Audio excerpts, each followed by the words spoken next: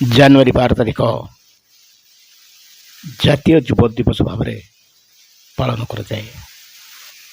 ଏହା ସ୍ୱାମୀ ବିବେକାନନ୍ଦଙ୍କର ଜନ୍ମତିଥି।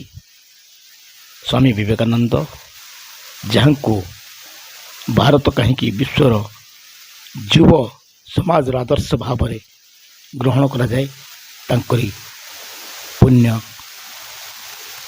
ଜନ୍ମ ଜୟନ୍ତୀ।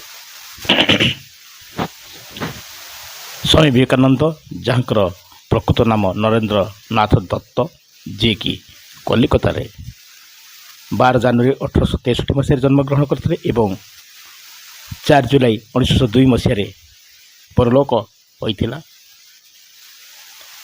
ସେ ଏହି ସଂକ୍ଷିପ୍ତ ଜୀବନ ଭିତରେ ଭାରତୀୟ ଦର୍ଶନ, ତାର ସଂସ୍କୃତି, ଧର୍ମ ଏବଂ ବୈଦିକ ଚିନ୍ତନକୁ ବିଶ୍ୱ ସମ୍ମୁଖରେ ଅର୍ଥାତ୍ ଆମେରିକା ଓ ପାଶ୍ଚାତ୍ୟ ଦେଶରେ ଏଭଳି ଭାବରେ ଉପସ୍ଥାପନ କରିଥିଲେ ଯେ ଭାରତକୁ ସଠିକ୍ ଭାବରେ ପାଶ୍ଚାତ୍ୟ ଦେଶ ଏବଂ ଆମେରିକାର ଲୋକ ଏବଂ ତା ଦର୍ଶନକୁ ବୁଝିବାକୁ ସକ୍ଷମ ହୋଇଥିଲେ ଏବଂ ଭାରତ ପ୍ରତି ଥିବା ଦୃଷ୍ଟିକୋଣରେ ପରିବର୍ତ୍ତନ ବିଶ୍ୱ ସ୍ତରରେ ଆଣିପାରିଥିଲେ। ସେହି ନରେନ୍ଦ୍ର କୁମାର ଦତ୍ତ, ଯିଏକି ଏକ ସମ୍ଭ୍ରାନ୍ତ ପରିବାରରେ କଲିକତାଠାରେ ଜନ୍ମ ନେଇଥିଲେ। ପିତା ବିଶ୍ୱନାଥ ଦତ୍ତ ଏବଂ ମାତା ଭୁବନେଶ୍ୱରୀ ଦେବୀଙ୍କ ଠାରୁ ଏକ ସମ୍ଭ୍ରାନ୍ତ ପରିବାରରେ ଜନ୍ମ, ଯାହାଙ୍କର ଜେଜେବାପା ମଧ୍ୟ ଜଣେ ପଣ୍ଡିତ ଥିଲେ ପାର୍ସୀ ଏବଂ ସଂସ୍କୃତ ଭାଷାରେ।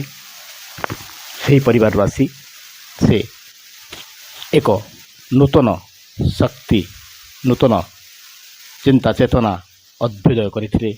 ସାରା ବିଶ୍ୱକୁ ଚମତ୍କୃତ କରିଥିଲେ। ଭାରତର ସମ୍ପର୍କରେ ଏକ ନୂତନ ଦୃଷ୍ଟିକୋଣକୁ ଉପସ୍ଥାପନା କରିଥିଲେ। ସେହି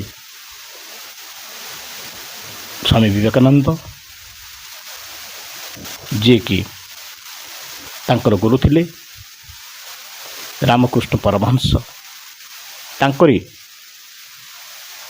ଆଦର୍ଶରେ ଅନୁପ୍ରାଣିତ ହୋଇ ଏବଂ ଆଧ୍ୟାତ୍ମିକତାରେ ସେ ଅତ୍ୟନ୍ତ ଭାବରେ ବିଲୀନ ହେବା ପରେ ସେ ମଧ୍ୟ ଧ୍ୟାନ ଏବଂ ଯୋଗକୁ ଚାଲିଯିବା ପାଇଁ ଚାହିଁଥିଲେ। ମାତ୍ର ରାମକୃଷ୍ଣ ପରମହଂସ ତାଙ୍କୁ କହିଥିଲେ, ନା, ମୁଁ ସାରା ଜୀବନ ଏମିତି ଧ୍ୟାନ ତପସ୍ୟା ମଧ୍ୟରେ ପଡ଼ି ରହିଛି, ସେଇଟା ତୋ କର୍ତ୍ତବ୍ୟ ନୁହେଁ ବା ତୋ କାମ ନୁହେଁ, ତୁମକୁ ଅନେକ କିଛି କରିବାକୁ ପଡ଼ିବ। ଏବଂ ତାଙ୍କର ଗୁରୁଙ୍କ ଆଶୀର୍ବାଦରେ ସେ ବେଦ ବେଦାନ୍ତ ଉପନିଷଦକୁ ସମ୍ପୂର୍ଣ୍ଣ ଭାବରେ ବୁଝି ଏବଂ ସରଳ ଭାବରେ ଅନ୍ୟକୁ ବୁଝାଇ ଭାରତର ଦିଶା ଦର୍ଶନକୁ ସ୍ପଷ୍ଟ କରିଦେଇଥିଲେ। ତେବେ ସେହି ମହାପୁରୁଷ ସ୍ୱାମୀ ବିବେକାନନ୍ଦ, ତାଙ୍କର ଜାନୁଆରୀ 12 ତାରିଖରେ ପୁଣ୍ୟ ଜୟନ୍ତୀ ଏବଂ ଅନେକ ତାଙ୍କ ଜୀବନରେ ଦୃଷ୍ଟାନ୍ତ ରହିଛି। ତାଙ୍କ ଜୀବନୀ ଏବଂ ଜ୍ଞାନର ଆଲୋକ ସେ ଦେଖାଇ ଯାଇଛନ୍ତି। ତାଙ୍କର ଏହି ଜନ୍ମ ଜୟନ୍ତୀରେ ଆମେ ତାଙ୍କୁ ମନେ କରିବା ଏବଂ ତାକୁ ସ୍ମରଣ କରିବା। ତାଙ୍କର ନୀତି ଆଦର୍ଶକୁ ମନେ ପକାଇ କିଛି ମାତ୍ରାରେ ଆମେ ଯଦି ଅନୁକରଣ କରିପାରିବା ଏବଂ ଚାଲିପାରିବା ତାଙ୍କ ରାସ୍ତାରେ, ତାହେଲେ ଆମେ ତାଙ୍କ ପ୍ରତି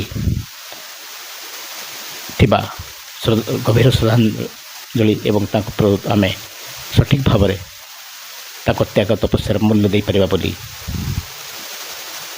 ମନେ ହେବ।